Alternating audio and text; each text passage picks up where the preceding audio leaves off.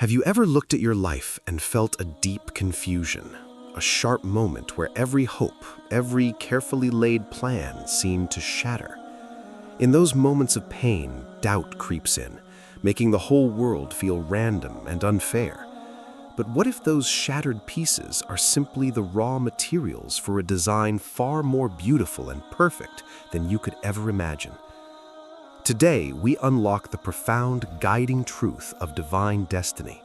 When nothing makes sense, Allah's plan is still perfect. We all know that feeling, that moment you receive the news, a sudden loss, a career setback, a health scare. Your mind races. You replay the events, searching for the mistake, the moment you deviated from the path you thought was right. We look at our suffering, our failures, and we ask the age-old, desperate question, why? Why did this happen to me? Why now? The modern world trains us to believe we are in control. We are told to plan, to execute, to demand immediate results. But life, by its very nature, is unpredictable. It's filled with twists and turns that defy logic. And when our control breaks, our faith is often the first thing to be tested. In those moments of profound confusion, our faith is challenged by our perception. We view our lives like a single tile in a vast, complex mosaic. We can only see the rough edges, the odd colors, the glue holding our little piece in place. From this close distance, our individual piece makes no sense. It looks messy, perhaps ugly compared to what we hoped it would be. But the Quran invites us to lift our gaze. It teaches us that we are not the artists, and we are not meant to see the final, complete picture. We are participants in a divine masterpiece. This is the concept of Qadar, divine decree or destiny, combined with Hikmah, divine wisdom. Qadar is the reality that everything that occurs, from the rustling of a leaf to the rise and fall of nations, is measured, recorded, and known by Allah.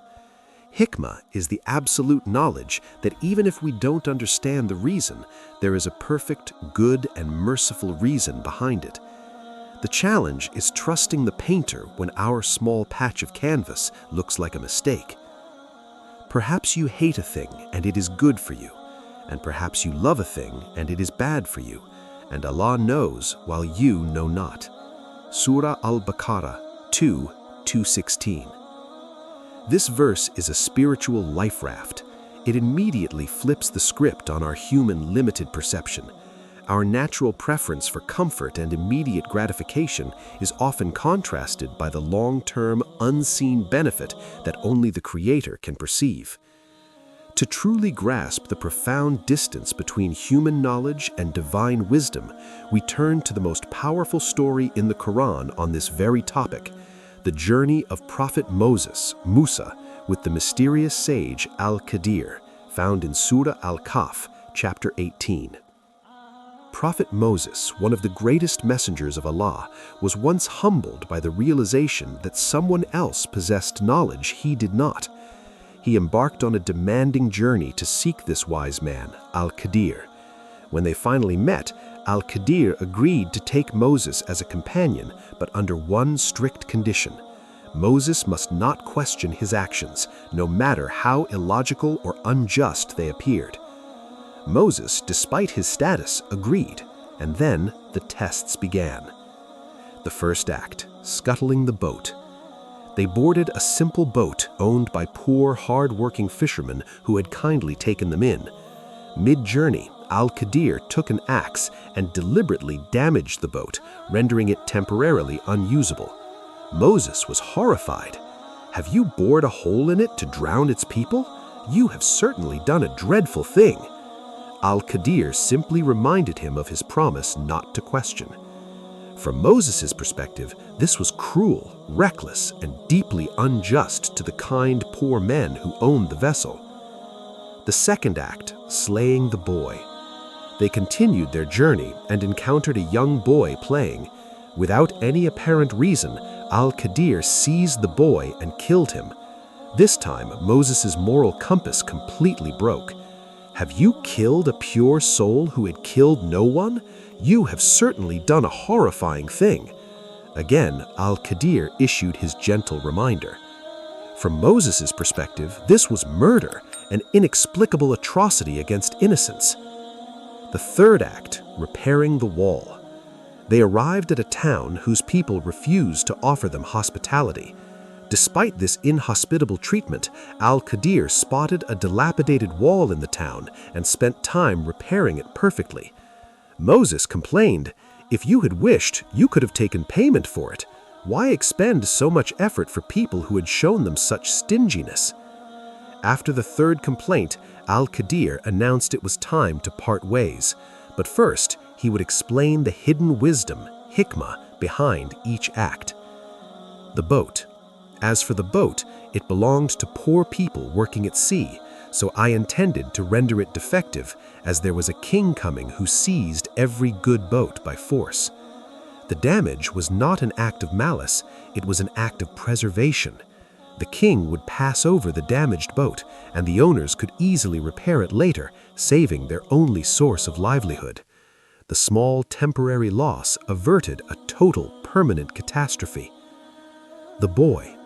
As for the boy, his parents were believers, and we feared that he would overburden them by transgression and disbelief.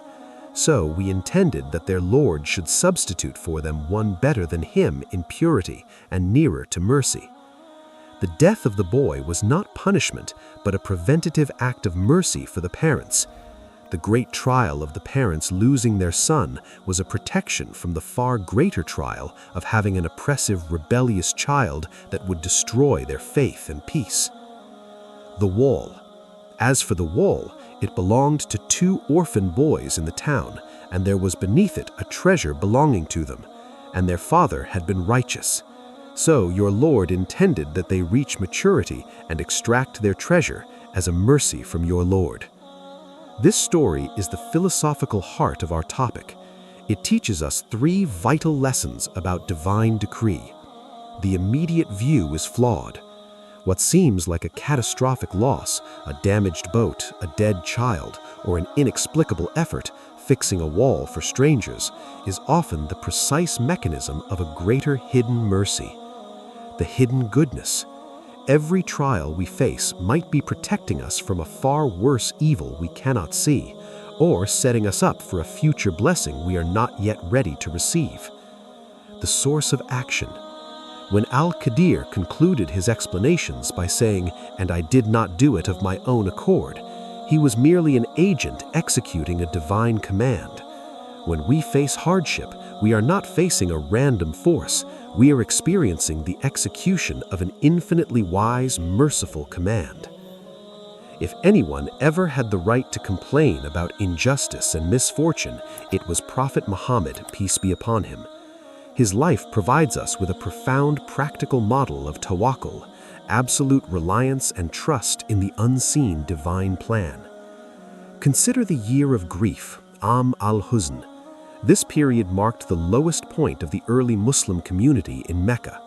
The Quraysh boycott had isolated them, starving them for 3 long years. Just as the boycott ended, 2 pillars of the Prophet's life were removed. His beloved uncle, Abu Talib, who provided tribal protection, passed away. His cherished wife, Khadija, his first and most loyal supporter, passed away. He was left politically exposed and personally devastated.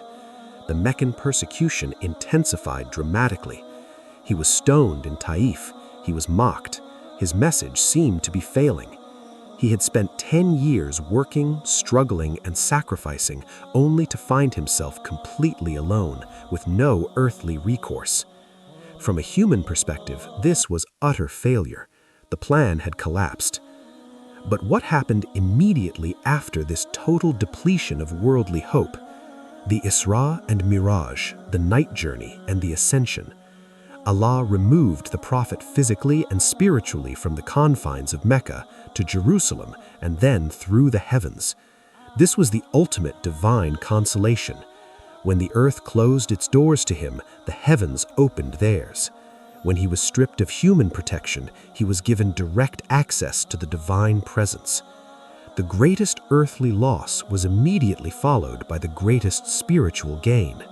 The lesson: sometimes Allah removes the means so that you recognize the source. He removes your human support systems, your job, your security, your favorite person, so that your heart has nowhere else to turn but Him. The pain of the loss is the pathway to a connection you wouldn't have sought in comfort. This is the perfection of the divine plan. It always prioritizes the eternal benefit of your soul over the fleeting comfort of your body. It is easy to say, "I trust Allah's plan." It is much harder to live it when the storm hits. To truly embody this trust, we must integrate it into our daily lives through 3 critical pillars. Tie your camel and then trust, action and effort. The concept of tawakkul is often misunderstood as passive fatalism.